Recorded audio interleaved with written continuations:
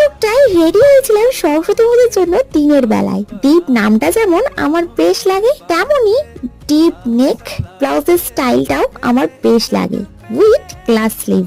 কিছু নেকুমেরা যতই আমরা বলি আমরা নাকি শাড়ি পরতে পারি না, তবুও আবার এই দিনটাতে শাড়ি ছাড়া আবার অন্য কিছু পরে বেড়াতেও যাই না। বিয়েটা কিন্তু প্রেম করেই করেছি, তাই বিয়ের আগে সরস্বতী পুজো আর বিয়ের পরেই সরস্বতী পুজোর মধ্যে তফাৎটা কিন্তু ভালোই বুঝতে পেরেছি। এই পার্কিং প্লেসটাই বিয়ের আগেও গেলাম, বিয়ের পরেও গেলাম, তারপরে না হয় বুঝতে পারলাম। এখন তো খালি ফটো পোস্ট ছাড়া কিছুই না আর করতে পারলাম।